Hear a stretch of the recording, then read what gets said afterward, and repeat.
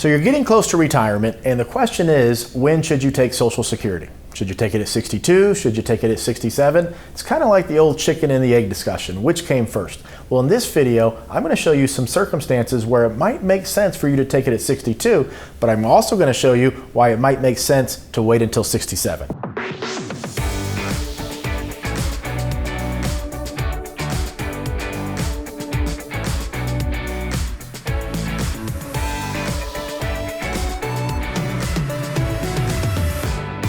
Hi, I'm Troy Sharp, CEO of Oak Harvest Financial Group, certified financial planner professional, host of the Retirement Income Show, and also a certified tax specialist. When it comes to Social Security, there's usually two types of people we come across. The first one says, Troy, when I retire, no matter what, I'm taking Social Security. And the other truly has questions. When does it make sense? Should I defer Social Security longer? Because I've heard that that makes a lot of sense. Well, the truth of the matter is your circumstances, your individual circumstances dictate when you should take Social Security, and those circumstances today may very well be different when you get to be Social Security age. So I want to cover some of those situations that may change your timing for when you elect Social Security, and I also want you to know how that impacts you long term as far as your financial security, how much money you have, how much income you have. Before we continue, if you'd like to support the channel, just hit that subscribe button, share this video with a friend or family member, or comment down below. So let's take a look at John and Jane. They're both 61. They come in, they say, Troy, you know what? We're tired of working. We really are thinking about retiring, and we know we can take Social Security next year at 62. Does that make sense? Should we do that? So this is a case study, but John and Jane right now both making about $75,000 per year. So the first thing we're going to do is look at, can John and Jane retire at age 62? Now we have to pick a mortality date here. So we start in this example at age 90. Now, one spouse could pass away before another spouse, so we can always move these sliders back and forth, and that would impact the probabilities and the right choice for taking Social Security. But for now, we're going to plug these in. Both spouses living to age 90. Can they retire at age 62? We have to look at some goals here too, because the decision of when to take Social Security should not be made in a vacuum. Just because you get more from Social Security if you defer it longer does not mean that you should always simply defer Social Security longer. There are some big things we need to understand. First, when do you want to retire? How long are you going to live? How many assets have you accumulated? How much money do you have? How much do you want to spend in retirement? Because that is a big determinant of how long your money will last and also when you should take Social Security. So we have to first and foremost realize that the decision of when we elect Social Security, each spouse, has to be made within the context of the other parameters within retirement. Now for John and Jane here, they want to spend a baseline income of about $50,000 per year, but they're healthy and they're active, they're retiring young, the target date here is 62. They want to spend an additional $60,000 in what we call the go-go years, so a total of $110,000 for the first 10 years of retirement, so from 62 to 72. After that 10th year, they want to reduce the spending, but they're still planning on being a little bit active, going out to eat, spending time with friends, probably kids, grandkids, etc. They're going to reduce the total spending from the go-go of 60 to 25, so 50 plus 25 is 75,000, all adjusted for inflation for another 8 years here. I'm just kind of randomly putting some numbers in of what we usually see when we sit with clients and we go through the income planning discussion and what retirement success looks like to you. And this is something common to what we may see in this situation. So 110,000 for the first 10 years of retirement, then 75,000 for years 12 through 20, and then all of that goes away except the baseline spending of about $50,000 a year. And of course, that's adjusted upwards for inflation.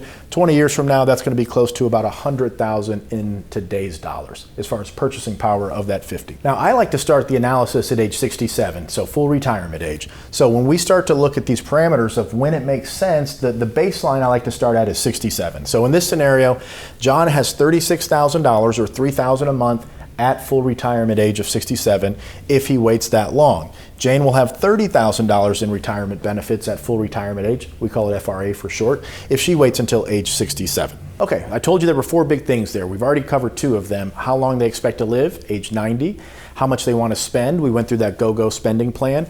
Now, how much have they saved? Because these are the things that we have to look at in context of making the decision of what makes the most sense regarding the age to start Social Security for both spouses.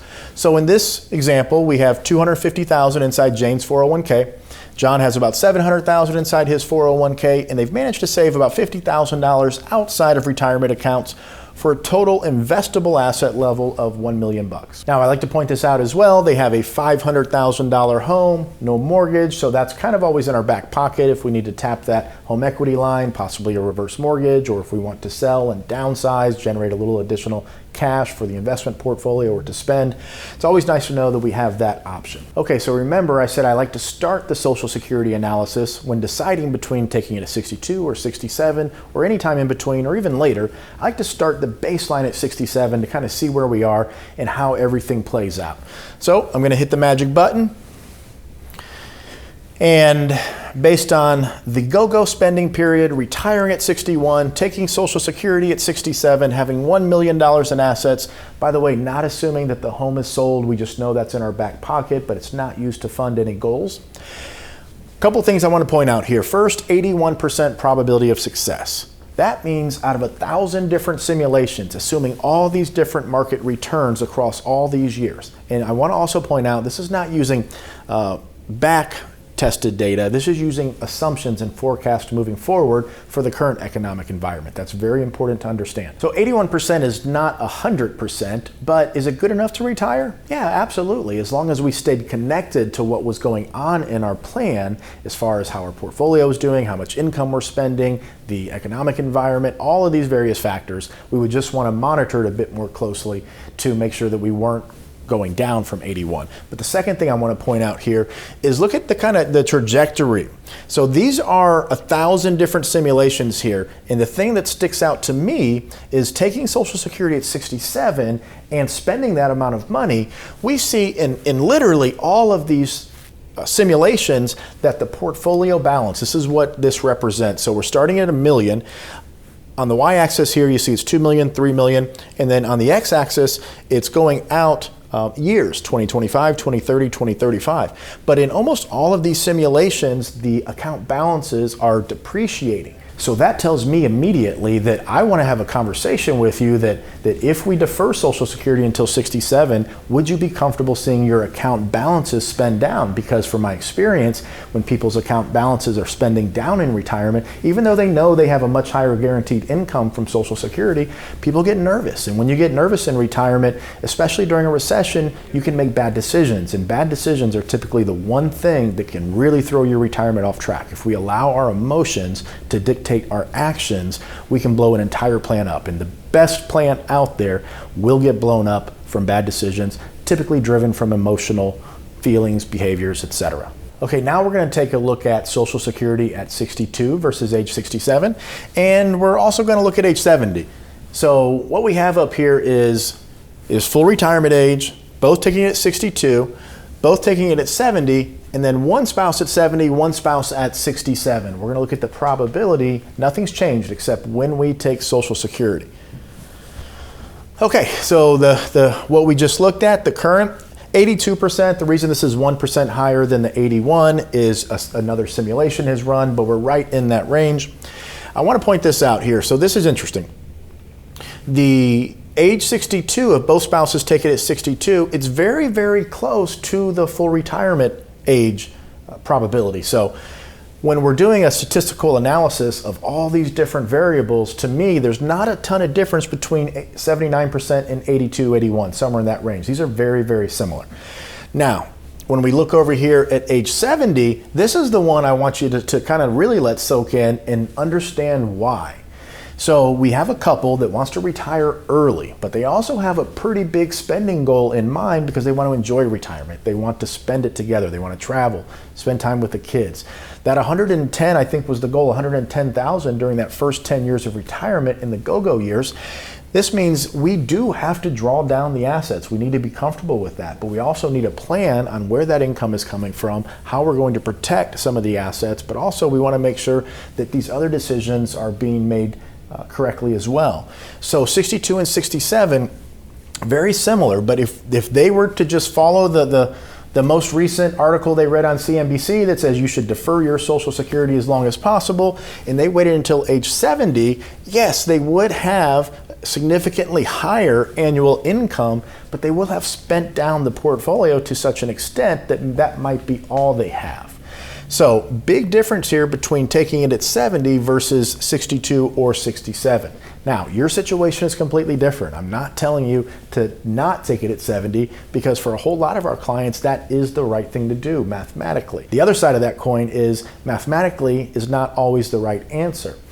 Working with clients for many years, I know that emotionally, if we put a plan together, and this is a conversation we'd have with you, if we put a plan together that had you deferring Social Security longer, but your account balances were declining in value, not because the market was going down, just because you were spending, from my experience, that would be very difficult for a lot of people to continue to spend the amount of money that they have been spending and still feel comfortable that they're going to be okay for the long run. So this is why staying connected to the plan and having ongoing conversations and making sure you're attending your reviews and make sure that you understand where you're at. I also want to briefly just talk about the dynamic spending concept. Things change in retirement, things change in the markets, things change in the economy. So when we're having these types of discussions, if we're not comfortable, you have to communicate that because we can pivot. We can go in a different direction. For some of you, it may make sense to take it at age 62. For some of you, it may make sense to take it at age 67 and others age 70. But make sure you understand that this plan of yours, it is a living, breathing organism. It needs water, it needs sunlight, it needs to be paid attention to, and things are going to change. Pay attention to your emotions, how you're really feeling about your account balances. Is that impacting your spending decisions? Are you having trouble sleeping at night? If so, that's a conversation that you need to have with your advisor. But all of these different pieces working together, from my experience, that's how you have a higher probability of success in retirement and also sleep better at night.